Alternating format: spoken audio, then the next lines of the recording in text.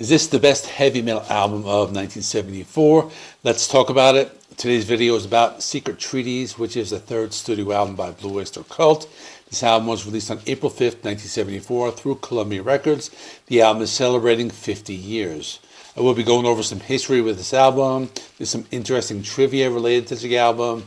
I'll be talking about how Patti Smith was involved. I'll talk about the meaning behind the album cover art. I'll even talk about how JK Rowling drew inspiration from one of the songs. The album is a classic. It includes some great songs such as Career of Evil, Flaming Telepaths, and Astronomy, the latter of which was covered by Metallica on the 1998 Garage Inc. album. But first, some history. Blue Oyster Cult is arguably one of the first American metal bands.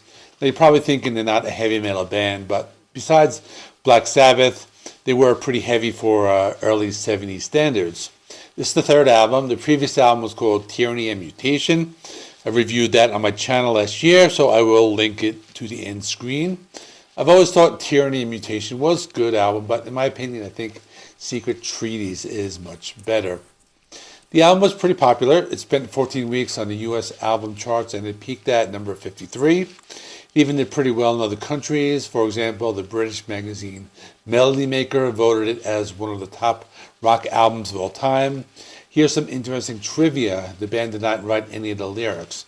The song lyrics were written by producer Sandy Pearlman, a rock critic whose name was Richard Meltzer, and the person I mentioned before, Patti Smith, who wrote the lyrics to the opening track Career of Evil.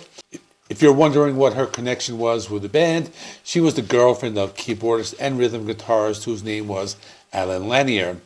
Speaking of the song Career of Evil, it was the inspiration for a 2015 novel which had the same name, and it was written by JK Rowling, but she used a different name, so it was under the pen name of Robert Galbraith. What's also interesting is that this book is about a serial killer who keeps body parts of his victims, and she used the lyrics from the song and other BOC songs that were included as like chapter headings. The album cover was designed by Ron Lesser, and it shows the band standing beside a German Me-262 fighter aircraft. The scene was inspired by the song of the same name, and I'll talk more about that later. The album opens with Career of Evil, and as I mentioned before, it was written by Patti Smith. So you might be wondering where she got her inspiration for the song. The song began as a piece written by Smith called Poem of Isidore Ducasse, which is inspired by Les Chants de Maldoror, a poem by the French author Isidore Ducasse, who wrote using the pseudonym Comte de Lautremont. The group's drummer Albert Bouchard put the music into words. Career of Evil was released as a single but failed to chart. The group didn't crack the Hot 100 until 1976 with Don't Fear the Reaper. I think it's a pretty good opening track. The song is a nice balance between the hard rock guitar sound and the psychedelic keyboards. I think the song in general is a nice mix of psychedelic rock from the 60s and some of the heavier sounds that we started to hear in the early 70s. The next song is called Subhuman. This is interesting because it has a science fiction type of lyrical content. The song is about an alien called Imaginos who was left to die on the shore, and the Blue Oyster Cult came to save him. Here's some more trivia. They had an album years later called Imaginos, and they re-recorded the song and named it Blue Oyster Cult. I thought this was more of a psychedelic rock song. I heard more of this influence in the guitar playing and the guitar tone. It was a very groovy type of song. It had a sound that made me think of some of those old spy movies from the 60s, maybe something like a James Bond movie, even though the lyrics were more science fiction in nature. The next song is called Dominance and Submission, and this was written by Sandy Pearlman. He said this about the music and the higher consciousness, and parts of the song were inspired by a real event. He was being driven back from a New Year's Eve party. I'm going to read a quote from him. In 1963, I was being driven back from a New Year's Eve party when the Beatles came over the airwaves for the first time. It seemed so revolutionary in terms of consciousness that what is represented was a new factor in mass culture, and 63 was the watershed. The song reflects the parallelism between the revolutionary consciousness in the mass and how it affects the individual. The sublimated heat of rock and roll, so long suppressed and driven underground, was being revealed and no one could stop it. This was an interesting song because it was a heavier song. You can call it proto-metal, or I would even call it proto-grunge. It sounded like something you would hear from a band like Nirvana. It also had some of those 70s funk style to it. The song had a lot of energy, and overall it was a very fun song. Next song is called ME-262. This is named after the German jet fighter that was used during World War II, and this song is sung from the perspective of a German pilot who was attacking British forces.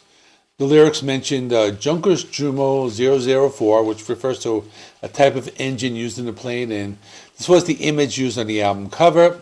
And it got them in a little bit of trouble because the band was interested in World War II, Hitler, and the Nazis, but for them they considered it a form of art. But not everyone took it that way, because there were some stores in Germany that refused to carry the album and even had problems when they tried to perform there. This sounded like some classic hard rock from the 70s. It reminded me of some those glam bands at the time. Even a band like Kiss had a very upbeat and energetic type of sound, and I also thought it had some of that 60s spy movie sound. Overall, it was a really good song, and it used some warplane sound effects at the end of the song, so I thought it was pretty cool. The next song is the first song on side 2, and it's called Cagey Cretins, and it's a song about being bored and vegetating at home. The song was written by Richard Meltzler, and he wrote it while he was watching a news report about someone breaking out of an asylum. This one had a nice mix of those psychedelic keyboard sounds and the hard rock guitar riffs. It also had a very upbeat, funky vibe, and used some higher falsetto vocals that gave the song a different type of feeling. Overall, it's a pretty good deep cut. The next song is called Harvester of Eyes, and this one is a very strange type of song because the meaning behind the song is mostly satire. It's about someone who collects eyes. The song has a deeper meaning. They were written by Richard Meltzler, and he was inspired by Senator William Fortis, who avoided service in World War II by stating he had ocular tuberculosis, and he said this in the lyrics, "I'm the eye man of TV with my ocular TB." This one had some cool hard rock guitar riffs, as well as some cool keyboard sounds. The song had a very foot-stomping rhythm with a very bluesy type of sound. I thought the guitar riffs had a very proto-metal type of sound. The song starts to slow down at the end and ends with a short classical music piece, which sounds like a music box, and it transitions to the next song, Flaming Telepaths. I thought this song was kind of hard to interpret. Some sources say it's about experimental drug use and the experiments used in science fiction on humans that had really bad side effects. I read another interpretation that it was about the mind control experiments done by the Nazis in World War II, which makes a little more sense because it's in line with the theme of the album. This was one of the best songs in the album. It had that boogie rock sound with the piano playing. It was also one of the catchiest and most memorable songs on the album. The song also had a part with some cool psychedelic rock keyboards. The last song on the album is called Astronomy. This one is about aliens called Les Invisibles, who are guiding a human who's called Imaginos throughout history, and they start at World War I.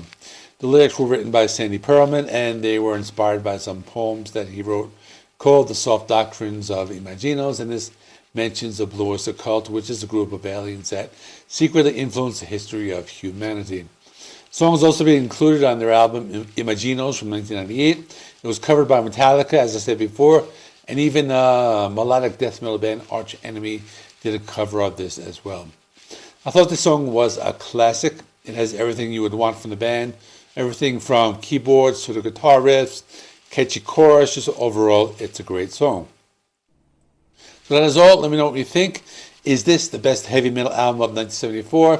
I can think of a couple other really good hard rock or metal albums from 1974, but I think this is possibly the best.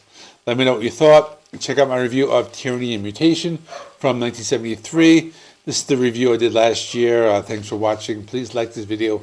Helps me with the YouTube algorithm. Please subscribe. I'll do rock and metal reviews, rankings, and more. Thanks for watching. I'll see you in the next one.